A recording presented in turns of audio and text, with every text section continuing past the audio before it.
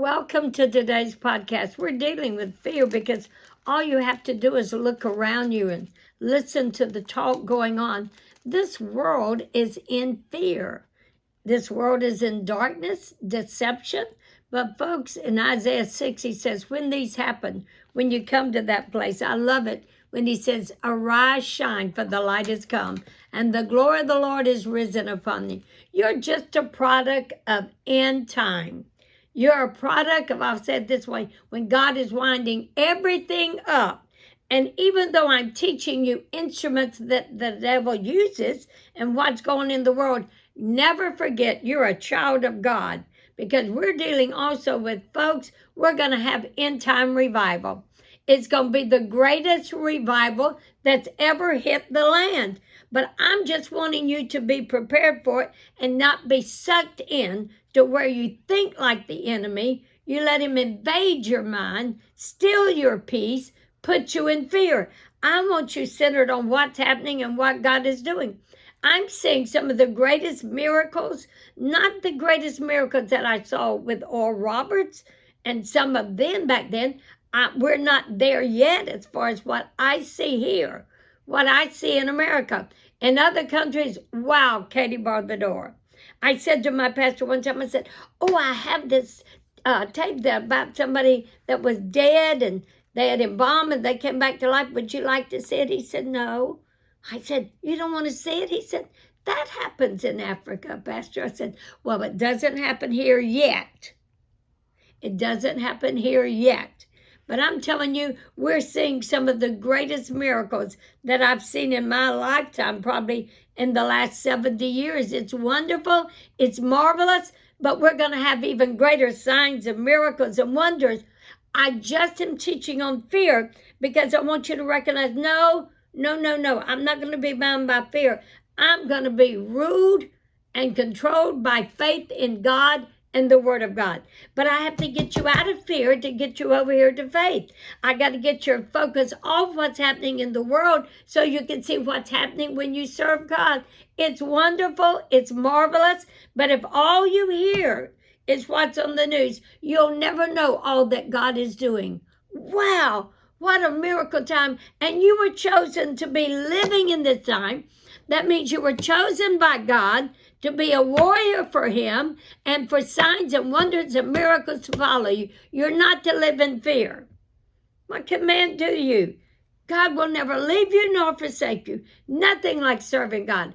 I lived my life. I've seen the plan of the enemy, and I've seen God come in. We're not dealing with me, but I've seen the hand of the enemy, and I see God come in, destroy the plan of the enemy. And I'll say it this way, and we were glorious with the glory of God. Everybody, I love how God moves in God's work. I know I'll serve him throughout eternity. But I realize that there's so many. And just when I say it, folks, it's not like I'm saying the enemy can never try to bring it to me.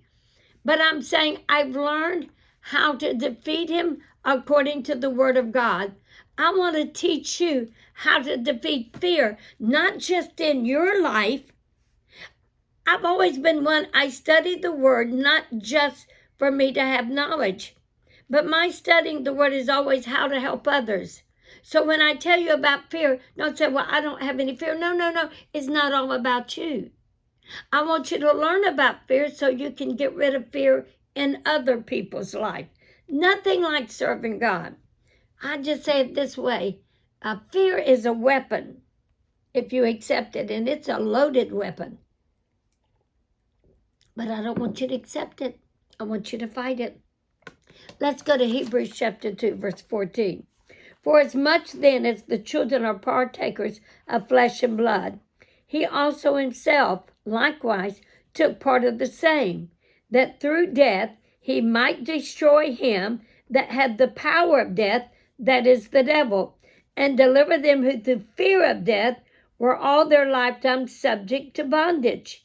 And I'll read Romans 8:15. For you receive not the spirit of bondage again to fear, but you receive the spirit of adoption, whereby we cry, Abba, Father. The Spirit himself beareth witness with our spirit that we are children of God. So it's telling us, don't let the enemy keep you in bondage, and it's fear of death. I was dealing with someone one week, and I was telling them they were thinking, I wish I'd have done this. Maybe the person would not have died. And I said, hold it, hold it, hold it, hold it.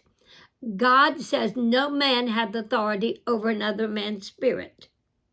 God would never put life and death in the hands of a man. Never. The enemy had that power. Jesus stripped him of that power, and Jesus is the ruling one.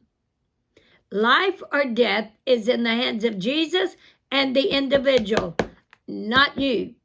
Now, I do believe that we can pray for people, but you can pray. There's people I prayed, I'll just say so you don't get all kinds of stuff, from death.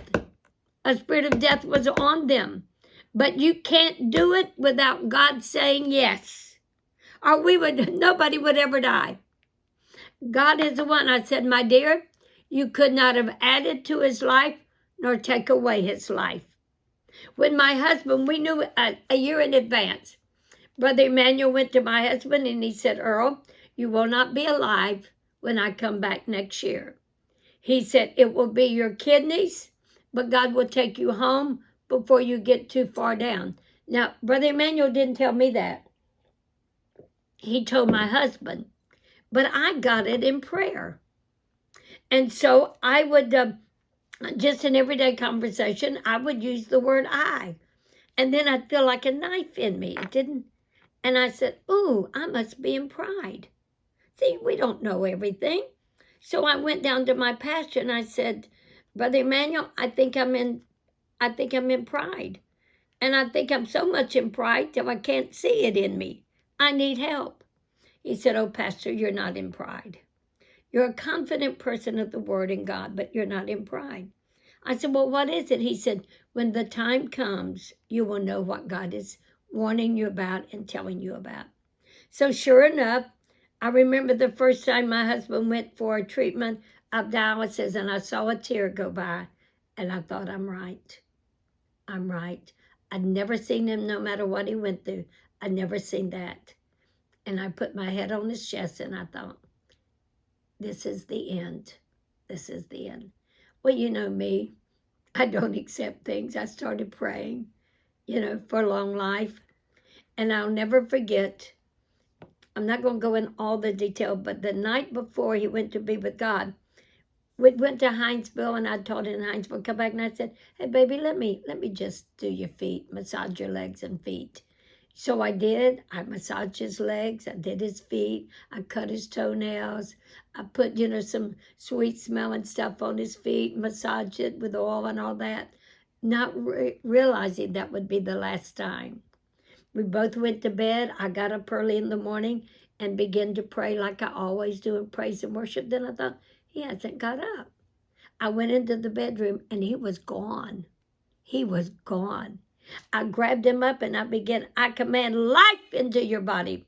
I curse death, leave. I command life into this body, and I'm confessing, and all at once, I heard the Spirit of God say, what would he say? No, he said, who's doing that? I said, I am. And I realized what had been all that time, what had been convicting me of saying I. And I sat by his bed. I said, Father, don't do what I want. Do what is best for him. And I was flooded with peace. I was flooded with peace. Nothing like serving God. Nothing like, don't get into fear. I went to where they do that dialysis, and they said, we're so sorry. We probably should have done the treatment, a dialysis treatment yesterday. And I said, no. His life was never in the hands of you. I said, if he had needed that treatment to live, y'all would have given him. His life was always in the hands of God. If we have fear of death to a dream, not to a person, death to a dream, death to what? A destiny, death to what we're believing for, any kind of death, you realize that is not of God. And fear will come in. Fear with what will happen if it doesn't come true. What will happen? Fear of death. It brings bondage. And we are not to live a life of subject to bondage.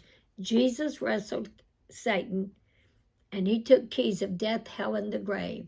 He has the power of life and death, and he put it somewhat in our authority, in our own life. The tongue has the power of life and death. The tongue. Get in agreement with God. Don't let him. We've not received the spirit again, bondage to fear. Fear brings bondage. Don't do it.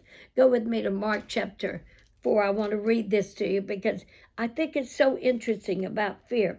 Let's begin with verse 35. And the same day, when the even was come, he said to Jesus unto them, Let us pass over into the other side. And when they had sent away the multitude, they took him, even as he was, in the ship. And there were also with him other little ships. And there arose a great storm of wind, and the waves beat into the ship, so that it was now full. And he was in the hinder part of the ship, asleep on a pillow. And they awake him and said unto him, Master, carest thou not that we perish? When I read that, I realize that when trouble comes, one of the first things the devil tells you is God doesn't care. And when you don't think that God cares about you, fear comes in. It always brings your ability to, I'll say it this way, to stay in peace is your ability to realize that God cares about you. That relationship, that's why I want people to learn how to have an intimate relationship with Jesus. That will expel fear because you realize he cares about me. He's going to provide. He's going to take care. And he arose and rebuked the wind and said unto the sea, Peace, be still. And the wind ceased, and there was a great calm. And he said unto them, Why are you so fearful? How is it that you have no faith? You're into fear. You're not into faith. See, they're going to have the results of fear if it wasn't for Jesus. Many times people have the result of fear, but if you'll believe God, you'll have the result of faith. And they feared exceedingly and said one to another, What manner of man is this that even the wind and the sea obey him? Then we find when he goes to Gadarenes, there's a man with an unclean spirit. The devil wanted to stop them from going over there and helping that demon-possessed man. What talent or what ability or what call of God is on you? That what is preventing you from being used by God in any way is the fact that you're into fear. It's amazing to me. Don't let the devil shorten or stop or hinder what God has called us to do. Don't let what's going on in the world, they arrested this pastor. They arrested this pastor. Stay with the word of God. It's better to obey God than man. I'm just telling you, believe God for divine protection. Believe God, come on, to help us through this. So I'll say it this way, get out of your house. I went into a store the other day, and it's been several months back, and I walked into there and I realized, what's wrong? Because this store had two entrances, one to the mall, one to the outside. Oh, well, I'll tell you, it was Steinmart, my favorite store. And so I'm walking in the one from the outside in, and I thought, wow, nobody's here. They're having a good sale, and nobody's here. And then all at once, I hear two men over here. One is being very loud, very obnoxious, just saying all kind of racial things, wanting everybody to hear him. I said, oh, Shunda. And that is why there's nobody here in this area. And so I'm thinking, I'm come to shop. I'm going to pray. So I started praying, not out loud where they could hear, but started praying, I am going to finish my shopping and get these sales. So I began to curse the spirit that was using that man, not where he could hear. He didn't need to hear. This is between me and my Lord. And I began to, and the store manager and some of the ladies came up, and I thought, you've got to be kidding. You are no match for this. And I did. I said, don't do anything. Don't say anything, because they were wondering what to do. Don't do anything. Just wait a little bit. Everybody be calm, like I was the one in charge. But I was. I took authority in the realm of the spirit. And I kept praying. They were standing away from me, but over there. And then next thing you knew, they quit and they walked out. I'm not going to hide in my house.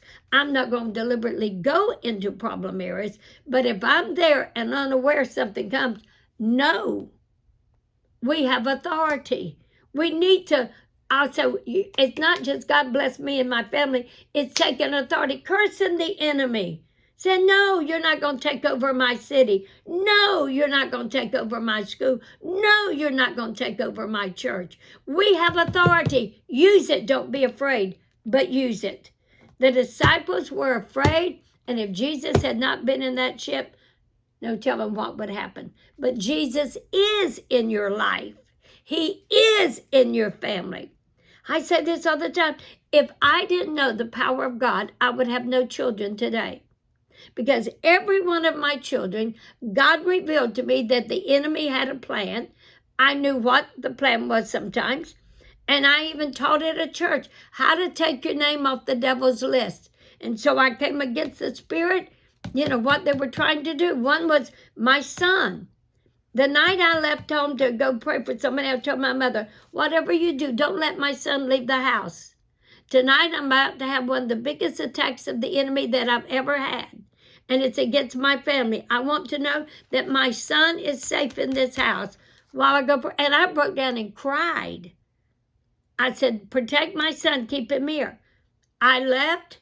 I was no sooner at the person's house than I get a phone call. You need to come quick. Chris has been hit by a car and he's dead. I said, no, it cannot be. I took authority over that plan. It cannot be my son. And they said, no, not your son. It's the other little boy with him, Chris.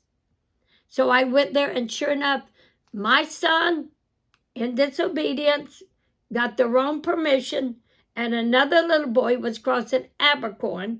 There was another boy on the other side, Abercorn, without my permission. A car came, hit the other little boy. He was killed instantly. My son was spared. God did not love my son more than he did the other one. God did not love me more than he did the other parents. I heard the plan of the enemy when I prayed. I cursed it, said, you will not carry out this plan. God protected. What about my daughter, Lisa? I was praying and I saw a carter filled with smoke. I heard a fire truck. And I lived near a fire station, so that wasn't supernatural. But I saw a carter filled with smoke. And I heard my child say, Mama, help me. So I began to pray against the plan of the enemy. I prayed against fire. And now I thought it was my other daughter who lived in a trailer.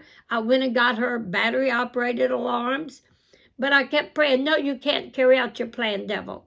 But I would not allow fear. I took it by faith.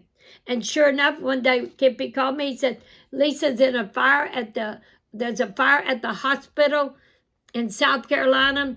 And he said, we need to get there. They said, Lisa's all right, but we need to get there. We went there, and all the while, having to take authority over fear. Your daughter's in a fire. They want you there. Your imagination can go wild. And I had to take faith. Kippy had to take faith, We get there, and she was covered with soot. Her only injury was her hand when she tried to break a glass, didn't know it was double pain. And so the second pain cut her hand right here. And she did later, she had to have surgery. But she was spared. She was the charge nurse. Security, yes, they ran up and saw it was a fire, closed the doors and ran. The fire truck couldn't go up to the 10th floor. I mean, it could have been bad, but people were praying. We sound the alarm. We don't know what happened, but people pray. But my child was spared. I could go on and on, not just my life, but so many other people's life. Don't live in fear. Take faith. God bless you.